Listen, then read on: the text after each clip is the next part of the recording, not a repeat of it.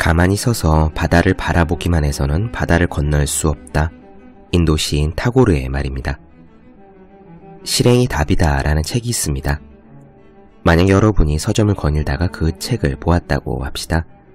제목에서 강력한 무엇인가를 느끼고 깨달음을 얻고 그래서 여러분은 책을 집어들지요. 내용을 훑어봅니다. 좋군. 힘이 나는걸? 계산을 마치고 집으로 돌아와서 책을 펼쳐 한달음에 끝까지 읽습니다. 마음이 뿌듯해지고요. 기분 좋게 잠자리에 듭니다. 좋다. 내일부터는 행동하는 내가 되어야지 라고 생각하면서요. 틀렸습니다. 깨달음을 얻은 순간 즉시 실행하는 것이 답입니다. 단 한 발자국이라도 움직여야 합니다. 미국의 기업인 앤서니 라빈스가 이런 조언을 했습니다. 계획을 실행으로 옮기기 가장 좋은 방법은 아주 작은 것 하나라도 행동으로 옮기기 전에는 계획을 세운 그 장소를 절대로 떠나지 않는 것이다. 이 방법은 공부하는 사람에게 굉장히 유용합니다. 영어 공부를 하기로 마음을 먹었다면 당장 하루 분량의 단어를 외우고요. 영화 칼럼니스트가 되기로 결심했다면 그 자리에서 최근에 본 영화에 대해 몇 줄이라도 끄적거리는 겁니다. 여러분에게 부족한 것은 계획력입니까? 실행력입니까? 여러분에게 필요한 것은 내일의 완벽한 계획이 아니라 오늘의 부족한 한 걸음입니다. 바다를 건너고 싶다면 일단 닻을 올려야 합니다. 움직이면서 생각해도 늦지 않습니다. 365 비타민, 당신에게 부족한 것, 당신에게 필요한 것의 한 대목으로 시작합니다.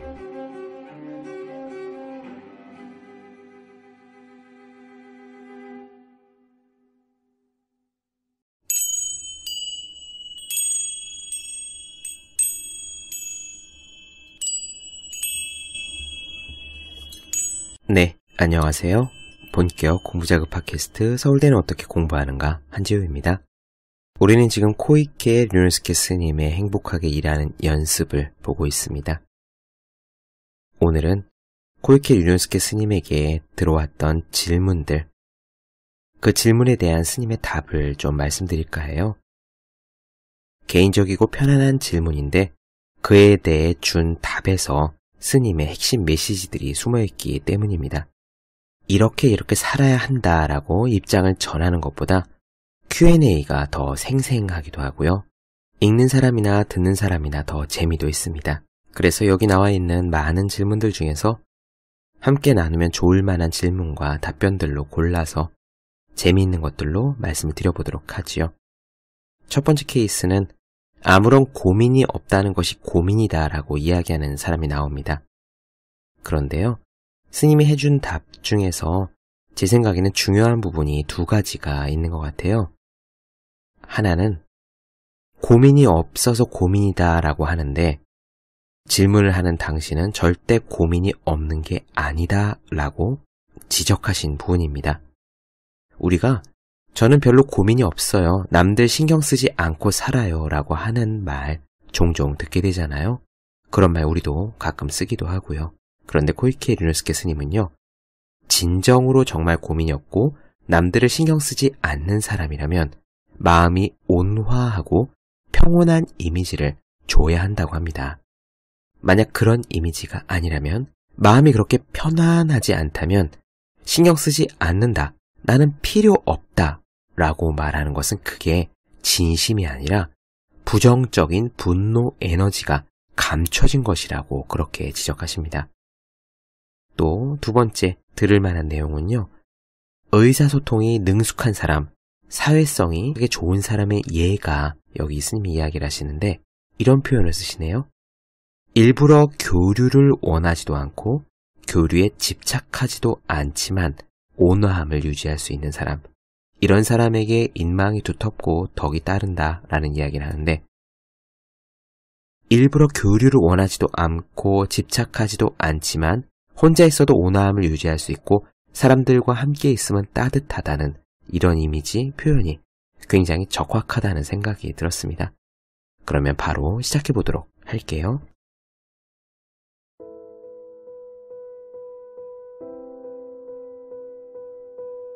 이렇게 질문을 주셨네요. 저는 현재 독신으로 부모님과 함께 살고 있습니다. 딱히 연애를 하고 싶다는 생각도 안 들고 결혼이나 아이에도 관심이 없습니다.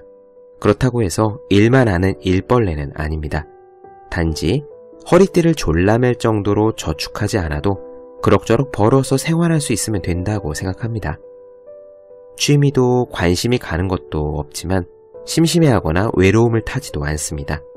성격상 불같이 화를 내지도 않고 뛸 듯이 기뻐하는 일도 별로 없습니다. 설령 그런 감정이 들어도 오래 지속되지는 않아요. 아주 친한 친구도 없지만 인간관계로 인해 생기는 불편한 점들을 생각하면 굳이 사람을 깊이 사귀고 싶지도 않습니다. 그래서 인간관계에서도 최소한의 의무적인 선만 지키고 있는데 그렇다고 해서 불만이 있는 것도 아닙니다. 부모님께서는 저를 보고 사회성이 없다고 말씀하시는데 저의 생활 방식은 어디가 틀린 걸까요? 라고 물었습니다. 이에 대해서 스님의 답변이 재미있어요. 번뇌 에너지의 관점에서 당신의 마음의 상태를 분석해보면 당신은 마음 표면은 커다란 분노의 에너지가 끓어오르고 있지만 그것을 겨우 뚜껑만 덮어둔 상태라고 볼 수 있다. 정말로 아무 것에도 집착하지 않고 신경 쓰지 않는 상태라면 마음이 상당히 온화하고 안정되어 있을 것이다. 그렇지만 당신이 말한 무관심은 그런 것 따위는 필요 없어 라는 분노의 번뇌 에너지를 통해서 억지로 무시하려는 것처럼 보인다. 이렇게 어깨에 힘이 잔뜩 들어간 채 자신의 욕구를 무시하거나 계속 억압하게 되면 마음속에는 강한 긴장이 흐르고 그럴 때마다 스트레스가 계속 쌓이게 된다. 그렇기 때문에 고민이 없다고 말하면서도 이런 상담을 의뢰한 것이라고 생각한다. 마음속에서 어떤 에너지가 어떤 나쁜 점을 가지고 있는지를 자각하지 못하는 동안에는 고민이 없는 척할 수도 있고 고민을 외면하고 지낼 수도 있다. 하지만 실제로는 일 따위는 아무래도 좋다. 애인 같은 것은 없는 편이 낫다. 돈도 많이 필요 없다 라고 자신의 욕구를 부정하고 있는 것이 아닌가? 이렇게 되면 분노로 인해 마음이 위축되고 또다시 스스로에게 상처를 주게 된다. 즉, 당신은 자신도 모르는 곳에 커다란 상처를 받고 있다는 말이다. 아마 그 사실을 어렴풋하게나마 느끼고서 뭔가를 해야 한다는 생각이 마음 한쪽에서 생겼을 것이다. 진정으로 돈, 애인, 하고 싶은 일을 원하고 있는데 그런 것들은 열심히 노력해봐도 지금껏 손에 들어온 적이 없었기 때문에 자신의 자존심을 지키기 위해서 그따위 것들 나는 원치 않아 라고 거짓 허세를 부리게 된 것은 아닌지. 그런 식으로 얄팍한 자존심에 고집을 피우는 일은 자신의 마음에 일그러진 매듭을 만드는 것밖에 되지 않는다. 우선은 그런 것들이 필요 없다는 거만한 번뇌 에너지를 깔끔하게 무장 해제해보는 것은 어떨까? 무장 해제에 성공한다면 사람들과의 교류도 확실히 지금까지보다는 훨씬 수월해질 것이다. 최소한의 의무적인 인간관계가 유지되도록 선을 그어놓은 이유는 바로 인간관계로 인해 스트레스를 받거나 상처받는 것이 싫기 때문일 것이다.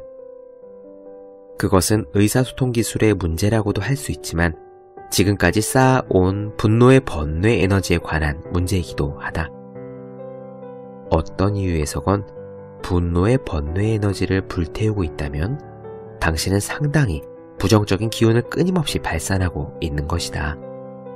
함께 있는 다른 사람들에게 분노 에너지를 직접적으로 내뿜지 않는다고 해도 자신 안에서 분노 에너지가 폭발하고 있는 이상 주변 사람들에게는 마치 자신들을 향해서 분노 에너지가 폭발하고 있는 것처럼 받아들여진다.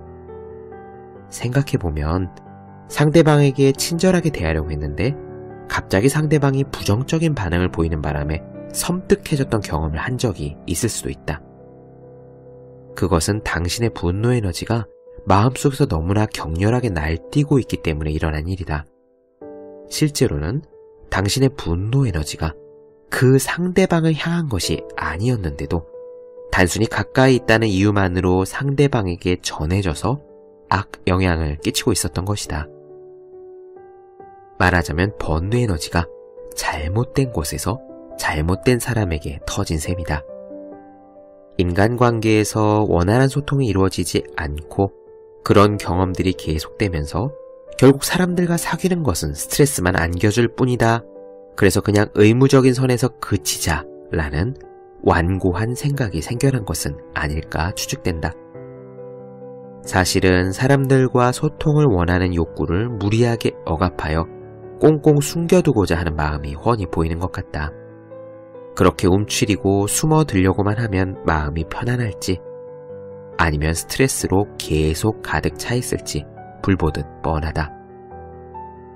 사람들과 교류를 원하지도 않고 집착하지도 않으면서 온화한 마음을 유지할 수 있는 사람은 사실 의사소통 기술이 상당히 능숙한 사람이다.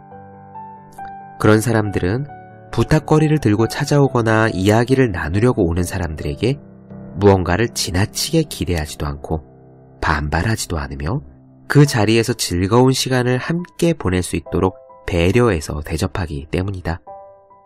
그러면서도 상대방에게 집착하면서 꼭 다시 찾아주세요 라는 말을 하지도 않거니와 상대방에게 안달하지도 않는다. 찾아온 손님이 돌아갈 때까지 마음의 부담을 지우지도 않는다. 결과적으로 집착이 없는 사람은 인망이 두텁다. 사람들이 자연스럽게 모여든다. 진정한 의미에서 집착 없는 고독이란 상대방을 언제나 맞이할 준비가 되어 있는 상태여야 한다.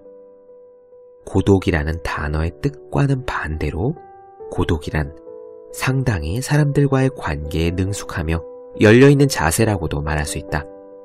당신이 빠져있는 고독은 유감스럽지만 집착 없는 고독과는 정반대의 상태이다. 그것은 당신 자신에게 스트레스, 즉 번뇌를 계속 늘려주고 있는 것밖에 되지 않기 때문이다. 네, 이 부분을 읽으면서 저도 생각해보니까요. 항상 그런 것은 아니지만 나는 필요 없어, 나는 신경 쓰지 않아 라는 말을 예전에 했던 기억이 나네요. 하지만 그때 제 마음은 나는 신경 쓰지 않아 라고 해도 그게 진심은 아니었었죠. 신경 쓰는 것처럼 보이고 싶지 않다는 얄팍한 자존감 때문에 그렇게 말했다는 것. 그리고 그러한 말 이면에는 부글부글 끓는 분노나 욕망이 숨어 있다는 것.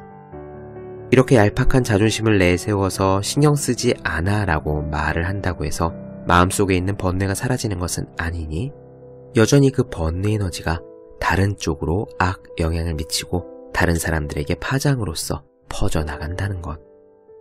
이런 부분 다시 한번 기억해 주셨으면 좋겠습니다. 다음 질문 한 가지 더 볼까요? 이 부분 역시 많은 분들이 체험하시고 계실 부분입니다. 꼴 보기 싫은 사람 어떻게 하나요? 직장에 상대하기가 불편한 사람이 있습니다. 그 사람을 보면 항상 불쾌한 감정이 솟구칩니다. 제 부하 직원인데 말도 통하지 않고 의욕도 없어 보입니다. 어쨌든 그 사람이 눈에 들어오면 이유 없이 속이 부글부글 끓습니다. 그 사람 때문에 항상 부정적인 생각을 품고 있는 제 자신이 너무 힘듭니다. 대체 어떻게 하면 좋을까요? 직장에서 꼴 보기 싫은 사람, 학교에서 꼴 보기 싫은 사람, 교회든 절이든 동아리든 어디에 가든 꼴 보기 싫은 사람 때문에 스스로 부글부글 끓으신 경험들 다들 있으시죠? 스님의 답변 이어가 보겠습니다. 좌선에서는 명상 중에서 어떤 사물에 대해 분노의 감정이 솟구쳐 오를 때 어떻게 대처할지가 상당히 중요하게 여겨진다. 분노는 정말 파괴적인 감정이므로 좌선에서 중요한 집중력과 지각력, 평상심, 명석한 판단력 등을 근본적으로 파괴시켜버리기 때문이다. 분노 에너지를 다룰 때 중요한 것은 분출되어 나오는 분노를 철저하게 객관화시켜야 한다라는 점이다. 마치 멀리서 망원경을 들여다보듯이 지금 마음속에서 어떤 분노가 솟구치고 있고 어떤 식으로 요동치는지 제대로 지켜봐야 한다. 그러면 무대에서 날뛰고 있는 분노와 관객석에서 응시하고 있는 자신과의 사이에 결정적인 거리, 간격이 생기게 되므로 분노와 내가 일체되지 않는다. 화를 내는 사람이 되어서는 안 된다. 화를 내고 있는 자신을 바라보는 사람이 되어야 한다. 화를 내는 사람이 되지 말고 분노의 연극을 멀리서 망원경으로 바라보는 사람이 되어야 한다. 이것은 자신의 감정을 남의 일처럼 바라본다는 말이지만 그렇다고 해서 무관심하고 멍하게 바라봐도 된다는 말은 아니다. 망원경에 비유하자면 상당히 해상도가 높은 렌즈를 끼워 넣고 렌즈도 깨끗하게 닦아서 철저하고 흥미롭게 지켜보는 것과 같다. 이런 식으로 정밀하게 관찰하다 보면 분노는 힘을 잃고 점점 사라진다. 그때 자기 자신이 화를 내고 있다는 점을 보다 쉽게 객관화시키기 위해서 분노가 누그러지는 동안 마음속으로 계속 분노, 분노, 분노, 분노, 분노, 분노라고 읊어보는 것도 효과적이다. 분노의 영향으로 가슴이 답답해지거나 위에서 위산이 나와서 불쾌감이 느껴지거나 마음이 불안해질 때에는 이런 고통을 내가 지금 맛보고 있다는 사실에 우리의 의식을 정확하게 향하도록 만들어서 그것들을 생생하게 실감해 보길 바란다. 만약 이렇게 해보면 분노가 우리의 신체에 가져다주는 폐해를 충분히 인식할 수 있기 때문에 분노를 객관화시켜서 그대로 흘려보낼 수 있다. 다시 한번 말하자면 만약 화가 나서 성질을 부린다면 관계 개선을 위한 기회가 되기는커녕 오히려 관계를 악화시키고 부하 직원의 의욕을 떨어뜨리기만 할 것이다. 나중에 미칠 영향을 생각한다면 화내는 일은 바보같이 느껴져 그만두게 될지도 모른다. 내가 지금 화내는 것을 바보 같다고 여기는 태도는 자신의 감정을 비웃을 수 있는 여유를 마련해주니 긴장도 풀어줄 수 있다. 유명한 베트남의 스님이자 평화운동가인 틱나탄 스님은 분노에 대해서 멋진 비유를 했다. 분노라는 불 때문에 나 자신이라는 집에 화재가 일어났습니다. 그런데 그 불을 지금 당장 꺼버려야 된다는 사실을 잊어버리고 계속 불타게 내버려둔 채 도저히 그놈을 용서할 수 없다라고 계속 화를 내면서 자신을 분노하게 만든 인간을 응징하려고 달려든다면 그 사이에 집은, 나 자신은 분노의 불길에 의해 홀랑 다 타버리고 잿더미로 변하게 될 것입니다. 네, 어떻게 들으셨나요? 잠시 쉬었다가 다음 편에서 사람들로부터의 따돌림 그리고 스트레스로 인한 폭식 문제, 이 부분 고민들 혹시 많이 하시나요? 저는 예전에 많이 했습니다. 스트레스로 인한 폭식 문제에 대해서 진리와 응답을 이어가 보도록 하지요. 잠시 쉬었다 가겠습니다.